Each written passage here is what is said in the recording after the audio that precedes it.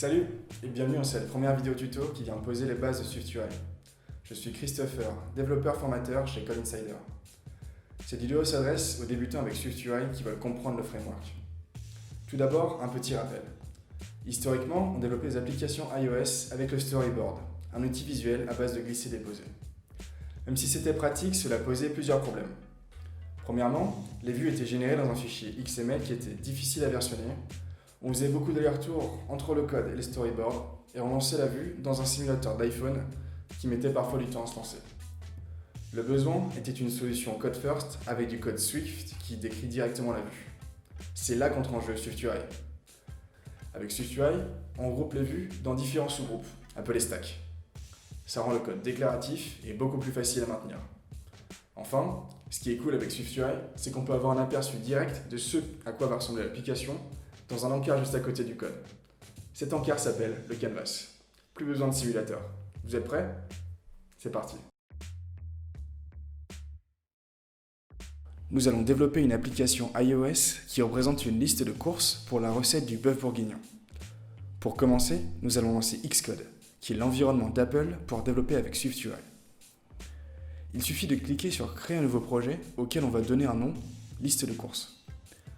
On sélectionne bien le langage Swift et le framework SwiftUI et non Storyboard. Donc là, on arrive sur l'éditeur de code. À gauche, on a le navigateur de fichiers et à droite, on a le canvas. C'est là où va s'afficher la prévisualisation. Concentrons-nous sur le code du fichier ContentView. On voit deux structs. Une struct qui représente la vue affichée à l'écran et une autre qui représente la prévisualisation dans le canvas. On ne va modifier pour l'instant que la struct ContentView. Ce qui est génial, c'est qu'il suffit que je modifie le code à gauche pour que ça s'affiche directement à droite. Pour commencer, on va écrire un texte qui va parler au cuisinier en herbe. On cuisine ? C'est un bon début, mais on ne peut pas vraiment appeler cela une application. Comme notre application finale a un affichage plutôt vertical, on va superposer les éléments dans une VStack. La VStack, c'est en fait un regroupement de différentes vues qui s'affichent de manière verticale. Si je viens mettre deux fois le texte « On cuisine », on peut voir qu'il s'affiche verticalement. On va donc écrire notre recette de cuisine ainsi. Carottes, bœuf, vin, sel. Ensuite, on va appeler ce qu'on appelle les modifieurs. Ce sont des méthodes que l'on vient appeler sur nos différentes vues et qui permettent de changer l'apparence d'une vue. D'abord, on met du padding sur le texte. Ensuite, de la couleur sur les ingrédients. Un peu redondant pour appliquer la couleur, n'est-ce pas ? On va donc refactorer pour appliquer la couleur une fois pour toutes en mettant les ingrédients dans une VStack. On met la couleur orange. Et c'est bon. Je dis également aux éléments de s'aligner sur la droite. On met de nouveau quelques modifieurs pour changer l'apparence du texte. On va ensuite mettre un bouton pour lancer la recette. Comme ce tuto pose juste les bases de SwiftUI et montre comment construire l'affichage d'une vue, l'appui sur ce bouton ne fera rien. L'action sera donc une fonction vide. À l'intérieur du bouton, nous allons mettre un texte. On ajoute quelques modifieurs, dont le modifieur frame qui permet de définir un bouton de 100 sur 100. Notez que l'appel des modifieurs doit se faire dans un ordre précis.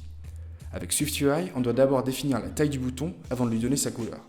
Ce qui est logique. C'est comme si vous demandez à votre imprimeur d'imprimer un article et qu'une fois imprimé, vous lui demandez d'imprimer sur du papier A3. Cela ne fait aucun sens. Sur SwiftUI, c'est la même chose. Pour faire un bouton rond, on met le corner radius à 100. Ici, on change la taille du texte.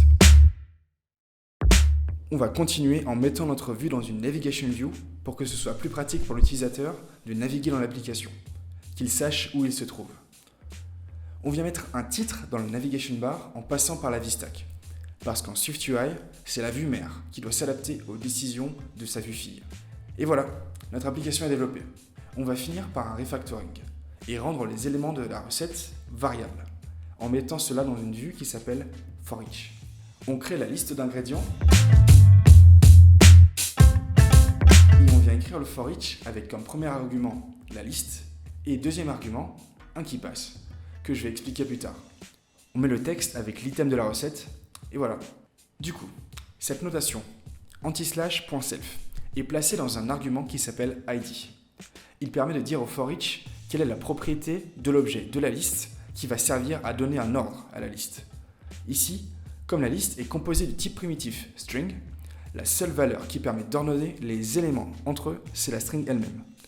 D'où la notation \self. Si on rajoute un élément dans la liste, comme une tomate, on peut voir que la vue s'adapte automatiquement. On va faire un dernier refactoring pour regrouper les vues dans des sous-vues pour rendre le code clean.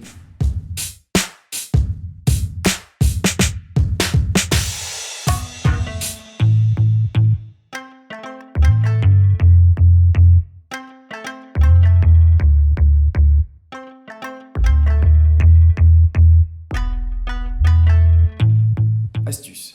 Si vous avez perdu le canvas comme moi, allez dans Editor, Canvas pour le retrouver. Et appuyez sur le bouton Resume pour qu'il s'affiche.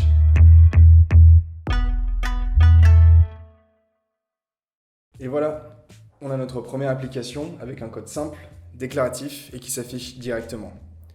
Vous retrouverez le code de cette vidéo sur le repo GitHub qu'on peut voir dans la description, ainsi qu'un lien vers mon site et mon blog. N'hésitez pas à mettre un like si vous avez aimé et à poser vos questions dans les commentaires. À bientôt avec Code Insider.